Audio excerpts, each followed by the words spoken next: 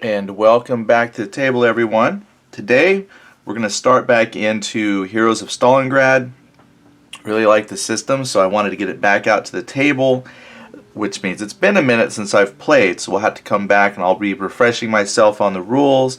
So again, feel free to comment on mistakes, point out things I could do differently. Totally fine. That's how I learn. So really, for those coming in and you're thinking, you're going to learn how to play this as a tutorial, welcome to the channel. I really play so many games that it's very easy for me to forget what rules go where sometimes. So consider this a learning experience with me. If I get things right, then great. If I get things wrong, then there's people in the community that are more than happy to point out mistakes. So just take this as a learning experience for everyone. So we're going to be doing this scenario number 2, not one step back. It happens in all wars that given orders are sometimes unclear. Stick around and see what happens if, on top of everything else, soldiers from one side receive the orders actually intended for their enemies, and vice versa. Okay, so after reading this, I was trying to figure out, is there a gimmick with that, or that's just a thing? So apparently they've each been given the orders to go capture this objective. So I guess it doesn't matter if they swapped orders or not. But we've got the recruitment of armies here. We'll pull them out and show you specifically what's being recruited, but it clearly shows me who's involved in the battle. We're going to deploy after I set the maps up. Germans over here on the left, and then Russians over here on the right. I've got the little turn track set up. I haven't determined initiative yet, I just had it sitting there. But in turn is at 6. I didn't see any special things to happen. It just says game lasts for 6 turns. And we're going to get 3 action cards. Great. Although, as you know, I do make a habit of forgetting that I have action cards when I solo play. But I'm going to do my best to try and use action cards, which means I'll probably forget to draw cards because I don't use them that often. So let's just pretend that action cards are there because that's in the rules. They might just be forgotten by me, the solo player. Alright, with that in mind, we'll pause. I'm going to come back, show you the forces involved here. I'm just going to move that off to the side, so let me just get them. We'll take a look at the Russians first because they're first, and then we'll take a look at the Germans. And here are the Russians. Looks like they're the Volga Rifle Battalion. So 1st Battalion, 650th Regiment of the 138th Rifle Division. I hope that's somewhat right. What it starts with is 1 mortar group, which is going to have a fire team, a frontovic, and I believe that's supposed to be a 5. They've got a... They have a... I don't know, I sometimes have a hard time telling their numbers from letters, but I think that's a 5-inch mortar. So we're going to set that aside. Then we come with a support group, which is going to have 2 fire teams and a DP-28. Then we have the main makeup of this platoon, which is going to be Yuri, which they have as Lieutenant Yuri, with the frontovic, 2 fire teams to support that effort, and 3 grenades. So 90 plus 6, so this is 140 points. Why would I mention the points? Because what's cool about this game, if you weren't aware, is you can actually play this as like a skirmish game of points. So like you and your opponent say, hey, let's play a 200-point game. You can purchase options and things. It's very, very cool. Alright, let's go ahead and take a look at the German forces. And here are the German troops for today. So this is the Panzer Grenadier 1st Battalion of, I guess, Panzer Group 24th, Panzer Division, Regiment 26. Could be. And we have, first is a Panzer Grenadier squad. It's got 2 fire groups and an MG-34 for support. It has a, I'm not sure how to pronounce it, Horsch 901. So we got a Jeep. I'll just refer to it from here on out as the Jeep. And then we have the main body, which has got, it's an OB, I think that's Oberlieutenant. I'm not sure where that falls in compared to, like US, if that's a 1st lieutenant, 2nd lieutenant. But Oberlieutenant, Vollrath, And we've got 2 fire groups and then an MG34 as well. Plus, they're going to get some ammo, which is going to give +1 to some dice rolls. Yay! And that's the 2 forces for today. It's not very big. At first I was thinking there's a lot of stuff here, but it's actually not that big. And even though it looks like fewer Germans, they come in at a higher point. So this is about 160 points compared to the, what is it, about 140 point, well, no, I did math wrong. 90 plus 60 is 150. Math is not my strong suit, clearly. So that means these are actually pretty balanced. So 150 for the Russians, about 160 for the Germans.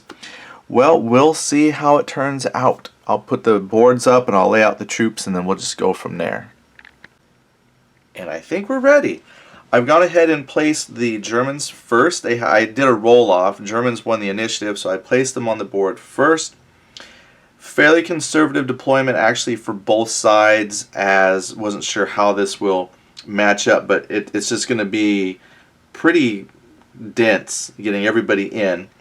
And I've got this Jeep over here on the side. It had more room to maneuver on this side of the map. So, the thought is they'll just come down here, shoot things as necessary. And then, we want to get some troops up into the houses to defend the houses. And the idea, which I got to go find it, I don't know why I didn't dig it out yet, but we're going to put an objective marker here. So we want to capture that objective marker and hold that. That's the goal of this scenario. So both troops will just kind of come up and fight over that. And hopefully we'll get some machine gun units into the house so they're protected and then can just spray death. Before we do that, we will draw the 3 cards. Since the Germans had initiative, I'll go ahead and just draw the German cards first. So first card they grab is the 8cm Granatwerfer. So that must be their mortar. Play instead of activating a unit. Remove the order token from that unit, but do not give it an activated marker. Execute an alternative firing action with the following. So it's got a burst and then a 4-4-2. This is indirect fire, so roll for scatter as normal. Alright, that could be very useful. I have it off to the side, which means I'll forget about it since they're off to the side. They got second chance. Play this card to alter the result of a die roll. Reroll or make someone reroll all dice for a given result and apply the new result instead. Great, that's a good one. I'll probably remember I have that one. The Tactician. Play at the start of the orders phase. For this turn, you have an additional numbered order token. Oh, I've been holding them up here. You can't see them. Fantastic. So that would give us an extra order. For the Russians, we have all terrain. Play before the movement action of one of your infantry units. Your unit ignores the restrictions tied to difficult passage. Great. I did forget to point out that if you didn't like what it's based on, I forgot about this, they do have, you can spin the card for these alternate actions instead. In theory, you should never get stuck with a bum card. I learned that from the first time I was playing the Stalingrad. Some folks pointed out, I don't know how new a mechanic that is, but they did put, you could use the cards for something else. So that was like a +1 to a die roll. Here, this is a +1 to shooting, I believe, to hit. And then the next Russian one, March. Play before activating one of your units. 2 units situated 1 or 2 squares from one of your officers with the yellow outline can immediately move 2 squares. Either of those units are free to act in this phase if they still have an order token. Nice. And then, or maybe that's to the, yeah, that's to hit. Okay. And then here's +1 to movement. Repairs. Play during the order phase. Replace 1 damaged marker on one of your heavy vehicles with 1 suppressed marker. Oh, nice. And if I remember right, the reason they added those alternatives is that way you didn't ever have to tailor the deck. Like this here has no, well, 1 vehicle, but this doesn't take damage like a heavy vehicle. So this card would be completely useless to the player, so they'd have to cycle that out through a discard action or something like that. But you take these cards that would normally might be useless in some situations, add that you can use it for an alternative action, and boom, your card is now valuable. So that's very nice of them. Okay, we've got the 3 there. Germany will go first. What I've done for the order tokens, I'm not putting the bluff down for Germany because it's me. I'm, single player in it. But for the Russians, I did include the bluff. Why would that matter? It doesn't really matter when the Germans are placing first, if you will. But on the turns where the Russians go first, and I include the bluff, it's still a work in progress as to how exactly I'm going to decide how to determine what they, like where do I place these. It's just that, you know what I might do? I'll tell you what, let's put in that second bluff, because you can have up to 2 special orders, 10 regular order tokens, and up to 2 bluffs.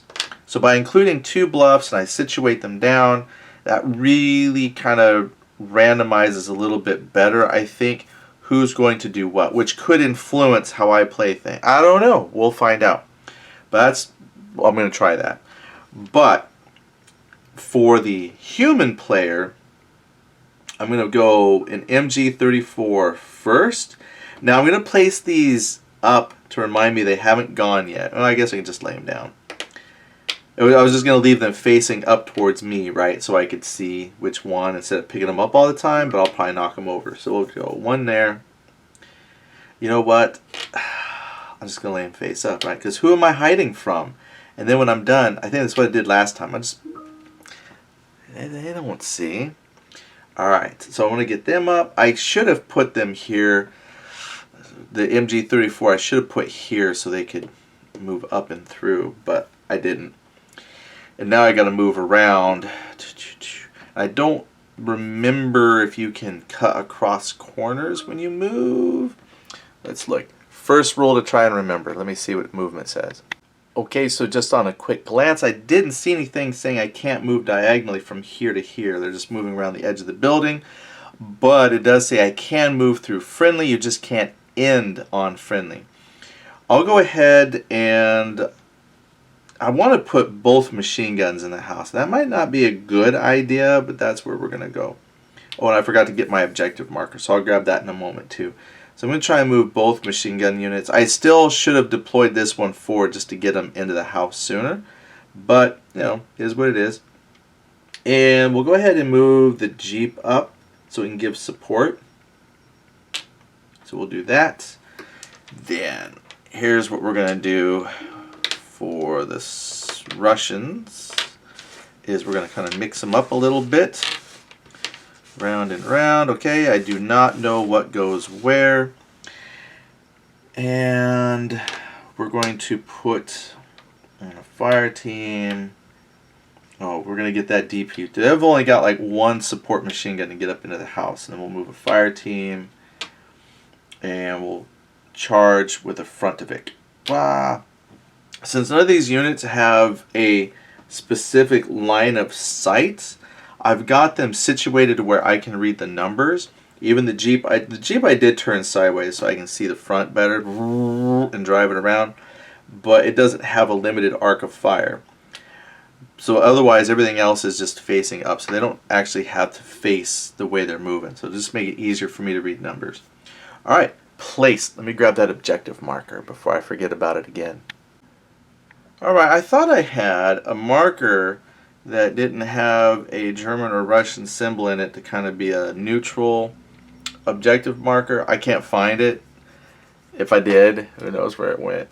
But let's get going here. So Germans have the initiative. MG34 is going to activate first. He's got 3 movement. 1. And I can move diagonally. No, you can't move diagonally, can you? Try to remember. These offsetted things still throw me off a little bit. I believe, though, since I've got a bit of a gap here, I could still move up in here. So we're going to go 1, 2, 3. And at the end of the movement, we are going to deploy to the bipod mode.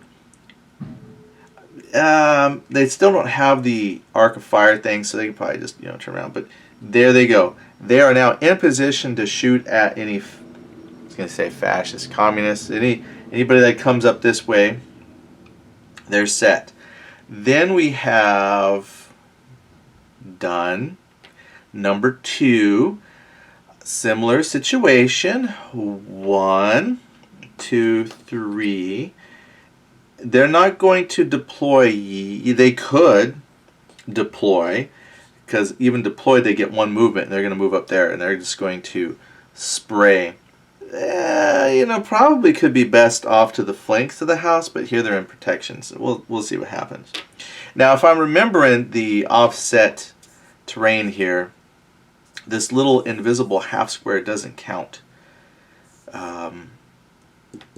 Yeah. So when you're counting movement, you don't count that one. I think you count it for some things. Gosh dang. And I just read that too because I was trying to make sure I had the offset squares. I don't know why I struggle with the offset squares so much. But zone of control, line of sight.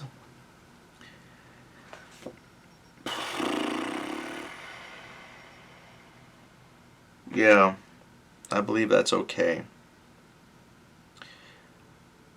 The unit can move even diagonally from one offset grid square from another. Yeah, you can move from one offset grid square to another diagonally. Anyway, we'll figure it out. I don't know why I still struggle with that sometimes, but when you move out, I believe it said you don't count that. Diagonal moves out of the offset grid are prohibited.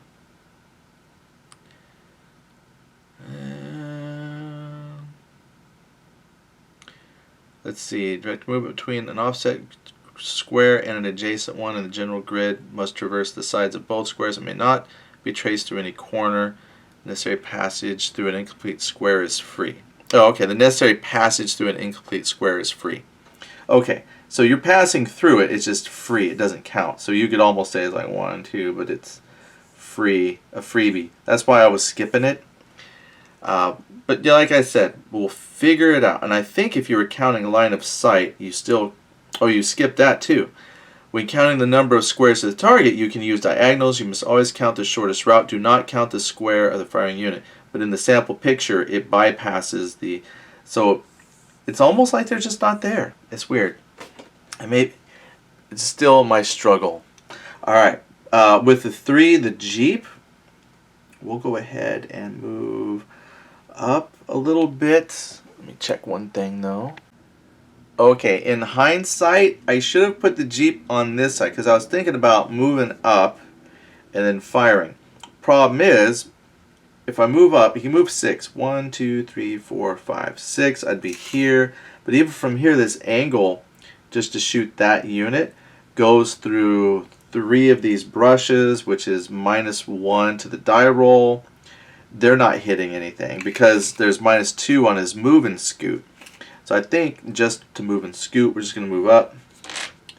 1, 2, 3, 4, 5. I'm going to move in line with the house here.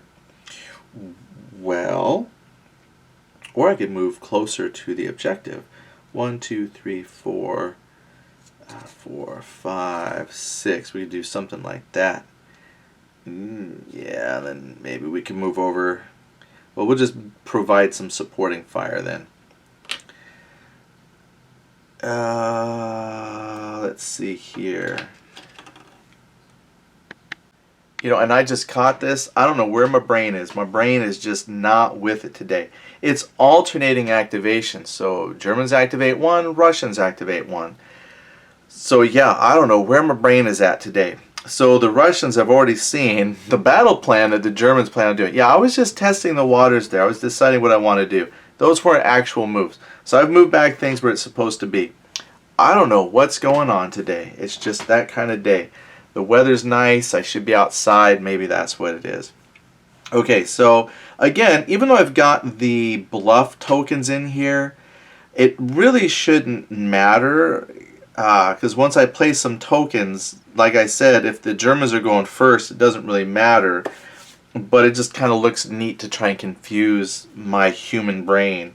Which one is actually first? Okay, that one's third. So what I'll do is flip them all up so I know, and then we can alternate activations.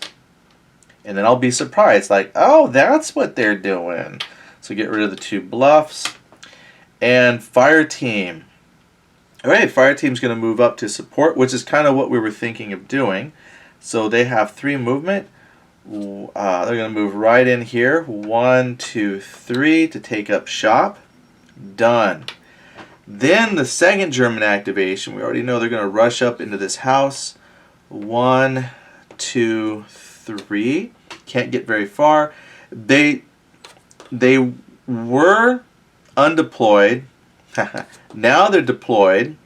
That way next turn they can move up 1 and be in position to do stuff. So they're done. Then the second fire group, I was hoping to move the DP-28 up, but it had a false order. Well, there, see, it throws things off for me a little bit, even trying to plan out what the Russians will do. We're going to move up, though, to provide some fire support. I'm just looking at the combat stats. They have a little bit more protection, so this must be like an assault unit. Definitely. Yeah, they've got a short range, but they do get, yeah, they got better armor. So this is probably definitely meant to go charging into combat. So let's get them charging into combat. 2, 3. Not very far, but there they are. Germans, the Jeep, again, we're just going to move them up. 1, 2, 3, 4, 5. They could shoot, have nothing really good to shoot at yet. Then the Russians got this guy. Problem is, there is a Jeep now to shoot at, so he'll move up. Boom, so he'll be in a little bit of protection, and I believe if nothing moves, yeah, they'll be fine. Clear shots. They can shoot back and forth at each other. Alright, cool. Now looking at my sequence of play here, so we've done that. We did the activation phase and the supply phase. Then we would check for any special abilities on cards, which I forgot to use my special extra turn, well, extra order for the Germans, so I got to remember I've got that. So that's the thing, I knew I was going to forget about those cards. When I play solo, I always forget about cards. Then we're going to discard the bluff token. I went ahead and took the bluff tokens off because I didn't need them past revealing what Russian units were actually going on there. Player has the initiative, first must take the following actions. So this now is the supply movement. So I can move all or part of the units in the army. Now this isn't alternating, but I can now move the rest of these folks forward. Mostly it's activating if you really want to push somebody into a vital position first or use them to shoot with. Because if you wait for the supply phase, yeah, everybody gets to move, but there's no combat. So we can actually push forward now. So we're going to move a fire group up. Let's move push 2 on this side here. 1, 2, 3. 1, 2, 3. 1, 2, 3. 1, 2, 3. Blocking line of sight, you can't shoot through other units unless it's like a high vehicle. There's a little chart in there that helps me remember who can shoot over what. But I don't think the Jeep really qualifies. I mean, it's elevated a little bit, but not much. So if you can see that. Yeah, if you were a tank, it says I could shoot over pretty much everything. But this guy can't. So I think he's kind of in league with the fact that he's lower to the ground. Can the tank shoot over stuff? Green arrows. Okay, so each of different unit types line of sight. Units connected by green arrows can shoot at each other, while units connected by red arrows cannot. Okay. So the Jeep, or the Jeep, the light vehicle, can shoot at everything. Yeah, that makes sense. So I can move the infantry up past, then they could participate in fire combat. The Jeep could still do so, but from back here, can't shoot through there. Yeah, we're making sense. It's all coming back to me. It usually takes a couple turns of thinking things out and speaking out loud for the game mechanics to start coming back. Whew. Alright, we're getting there. Oh yeah. So that's the, let's move number 4 up here. Where to go? 1, 2. Let's leave here for the moment. We'll get them up if we need to, but I don't need to get them up there right now. They are a little bit tougher to kill. See, that was something that was pointed out to me, is your leaders, because they have a 6 defense, they're actually pretty tough to kill. So don't be too afraid to use them, because that means, you got to roll a 6 on a 6-sided die to wound. Then you add in any terrain modifiers if he's being shot at. They are a little bit tougher than the average squads, and they do bring some great benefits. Like, he's got assault capable, so he's not bad. He's not bad. So don't be totally afraid to bring them in. So I'm pushing him up. It's just that he's got 2 stars. Lose him and I lose, 2/3 of my order capability. Frightening. Okay, Russians. Yeah, they can move everything else up. They're charging. Hoorah! I don't see a penalty to movement, so they're going to move up. 1, 2, 3. Get a little bit of protection. The 5-inch mortar, I think we'll stay there. And they're going to go to their, well, we're going to move here, because I think we can use them to shoot now at some stuff. What's the range? Well, I think they'll be okay, because then we can start dropping templates on people. Take that. So we'll work that out. And this fire team, I'm leaving the DP. So this isn't too bad that the DP didn't activate. It would be a problem when I want to shoot with the DP unit if I end up randomly putting bluff tokens on there, but we'll move them in. Movement of 3. 1, 2, 3, and they'll deploy at the end of their movement. Then fire team. 1, 2. Can't land on a buddy. 1. Yeah, I don't want to fill the house necessarily with stuff, because we want to push out. So we're just going to make that a lineup of a human wave and come running around here. So we'll get set up just to come charging around the house here. We got that lieutenant guy there. That's what we'll do. So we'll say the supply phase is done. Okay, got it. Then resolve special abilities, discard as many action cards as you want. Then draw until you reach your maximum card hand size as indicated by the scenario. We didn't spend any cards, so we're not going to draw any more cards. Then move the initiative marker 1 notch, and we're going to flip it. Okay, so we'll do one more turn like this. Since the first turn was me just trying to get my feet wet again, so we'll pull these off now. Yeah, and then we go flip right back around. We resolve any special ability, anything that happens during the order phase, because there will be stuff, such as the card that says play at the start of the order's phase. Yeah, and then see the Russians had one too. Play during the order phase. Oh, that's to remove a damage marker, or I can give a unit of +1. So this is to give the tactician. Play at the start of the orders phase. For this turn, you have an additional numbered order token. I'm going to put that at the bottom of the deck. Yes, and I have a one here just for that. Oh, one additional numbered. Ah, it's not a special. That's important because the special lets you use an order. It's this here one. It's got the like iron cross symbol on it. But that lets you move at any time. You know, you could interrupt not during their phase, but like if you could go first, you could say, oh, I'm going to play this first before my number 1 person goes or my number 2.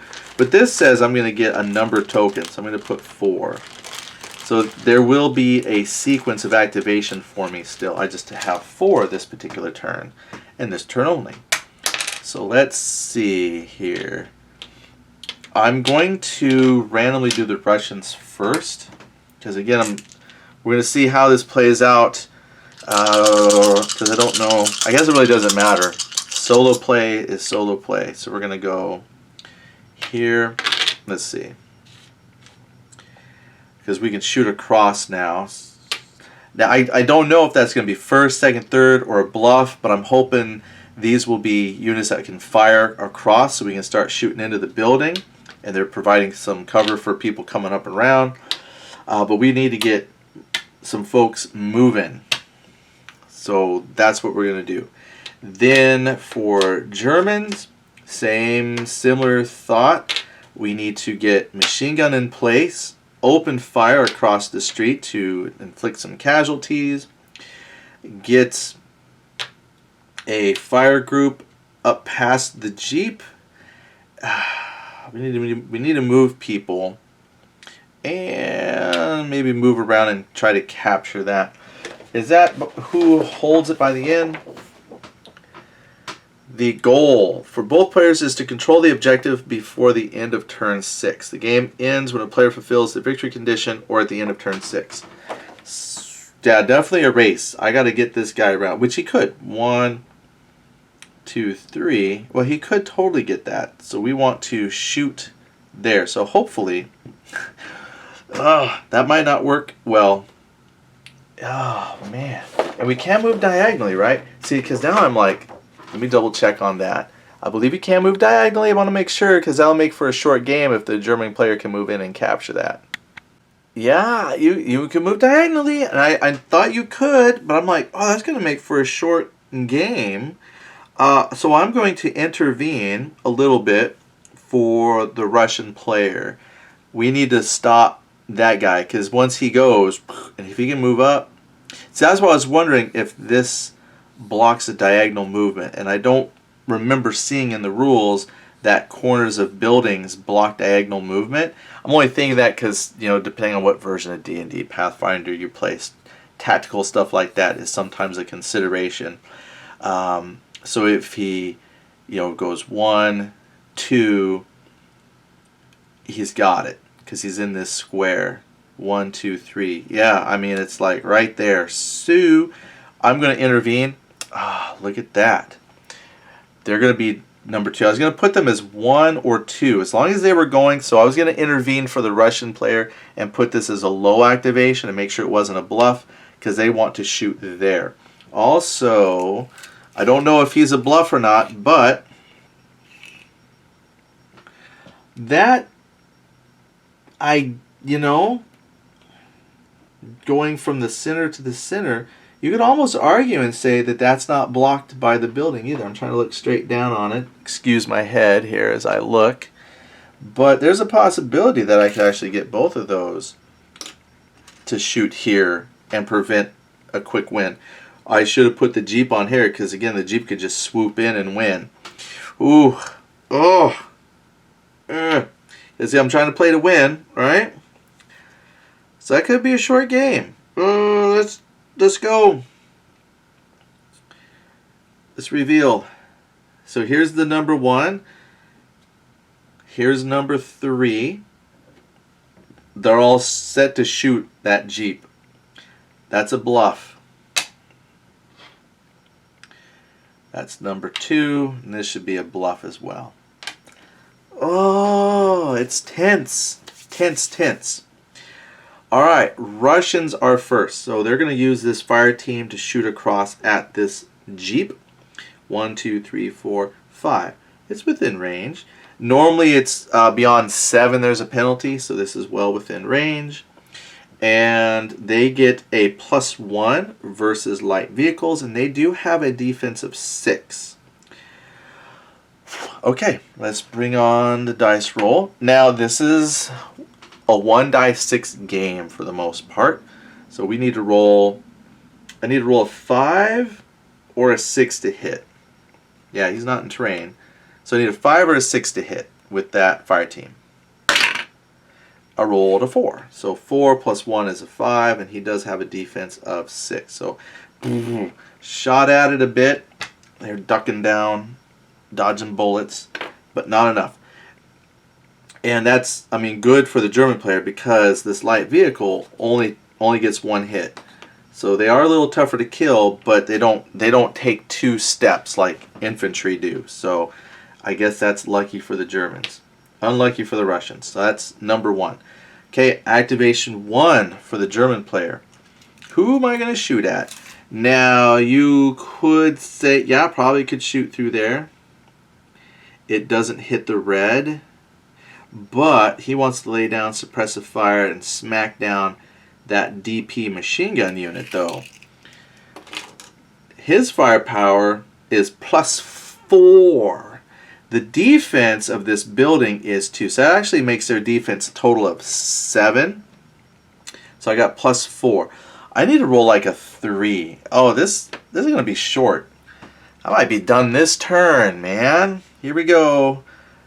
And the Germans are going to spend... No, they won't. I think they feel pretty confident. They got this in the bag. 4 plus 4 is 8 versus the 7 defense of the Russian player. And that actually would flip it. But their flip side is a skull. So that skull means if you flip, they're dead. So dead.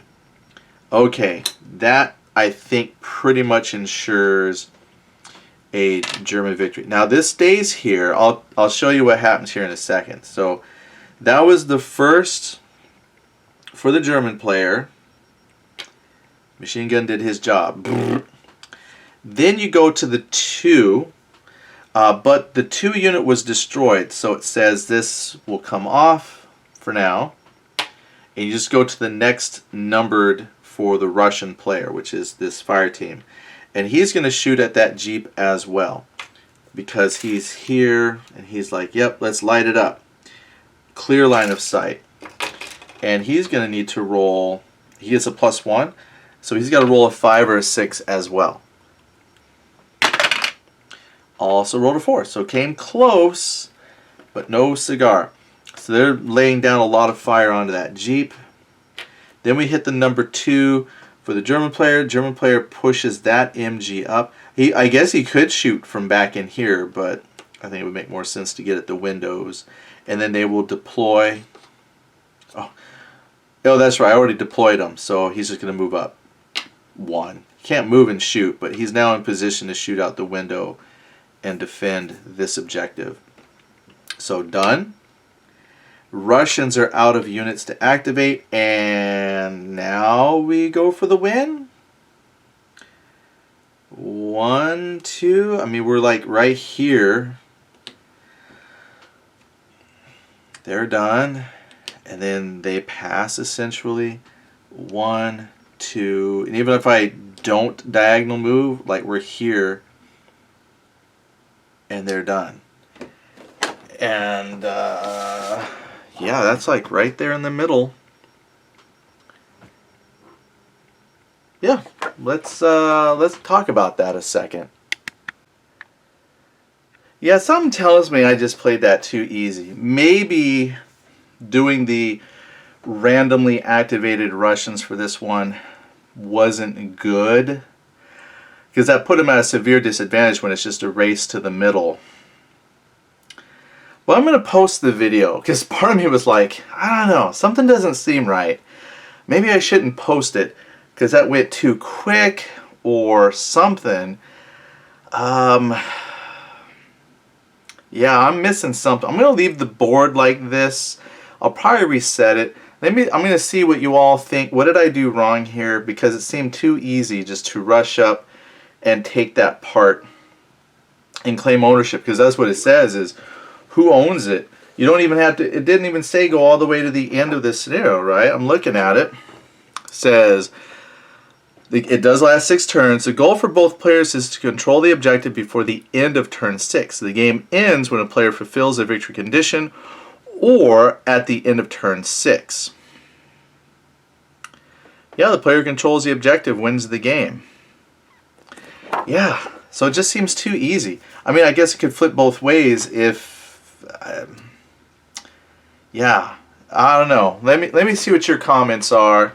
I'll play this again based on some of your comments. Maybe, I know that there was some rules for some solo rules. I don't know if I want to get too in-depth into the solo. I was just trying to think of something very simple to help guide the AI.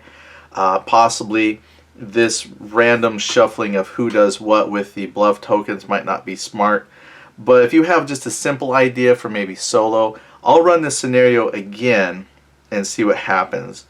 And this, you can just confirm for me about the moving across corners of buildings if diagonal move is allowed.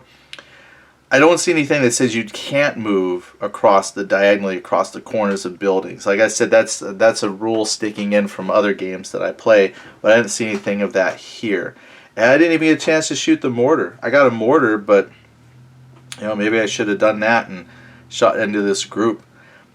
Yeah. Okay, well anyway, we'll play again later after I read some of your comments. Alright, thanks everybody. Bye.